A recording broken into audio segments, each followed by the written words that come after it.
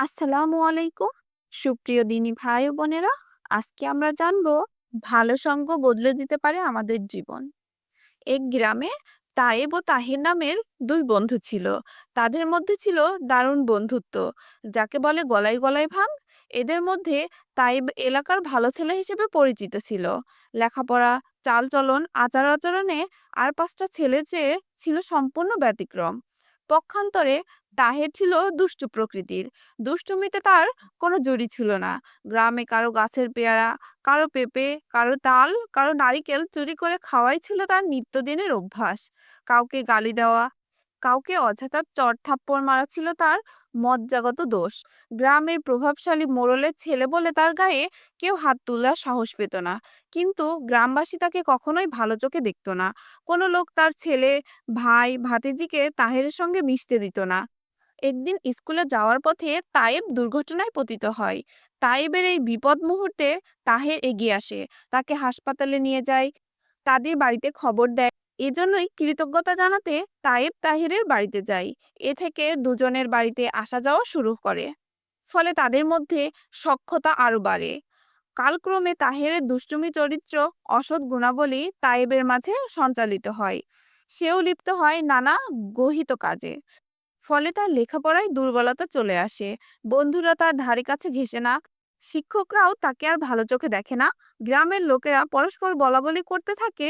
দুষ্টু তাহিরের খপ্পরে পড়ে সোনার টুকরো তায়েব ছেলেটাও দিন দিন গোল্লাই যেতে চলেছে।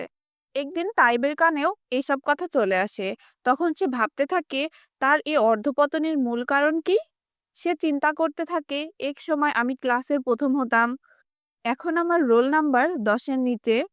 একসময় ক্লাসের ছেলেরা আমার পিছে পিছে ঘুরতো অঙ্ক ইংরেজি বুঝে নেওয়ার জন্য, অথচ আজ আমি সবার চোখে খারাপ হয়ে গেছি। অন্তরঙ্গ বন্ধু আব্দুল্লাহও আমার কাছ থেকে দূরে চলে গেছে। লেখাপড়ায় সে ব্যাপক উন্নতি ও সাফল্য লাভ করেছে। চরিত্রের মাধুর্যেও সে সকলের প্রশংসা কুড়িয়েছে। আজ সে গ্রামের ভালো ছেলে বলে পরিচিত।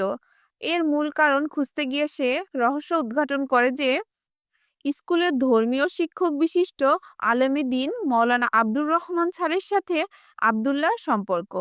তার কথা মতো সে চলে, 5 ওয়াক্ত সালাত আদায় করে, নিয়মিত পড়ালেখা করে, খারাপ ছেলেদের সাথে মিশে না, লেখাপড়ার ফাঁকে সবসময় ধর্মীয় বই পুস্তক পড়ে এবং কোরআন হাদিস অধ্যয়ন করেই তার সময় কাটে। তাই তার এত সুনাম, লোকের মুখে মুখে তার প্রশংসা। তায়েব মনে মনে প্রতিজ্ঞা করে, তাকেও আব্দুল্লাহর মতো হতে হবে।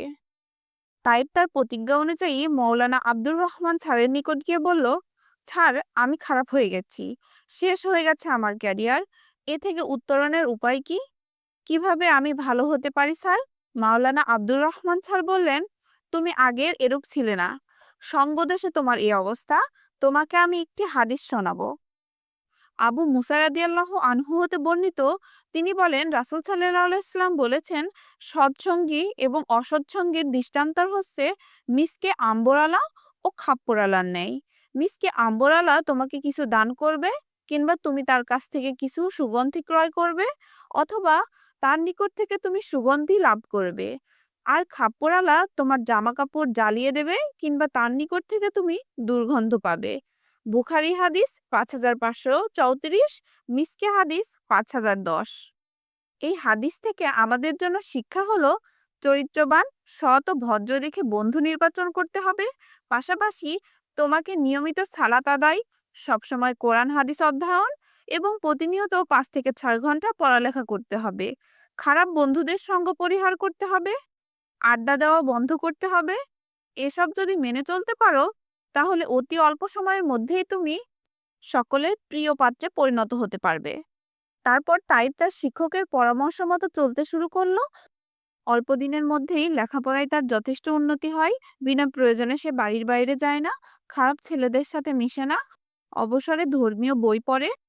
এভাবে চলতে চলতে অল্প দিনের মধ্যেই তাইব সবার মন জয় করতে সক্ষম হয়। সবাই তাকে দেখলে পূর্বের মতো আদর করে, বাবা মা তাকে নিয়ে গর্ব করেন। সামনেই তার ইন্টারমিডিয়েট পরীক্ষা। শিক্ষক, অভিভাবক সবার প্রত্যাশা তাইব এবার ভালো করবে।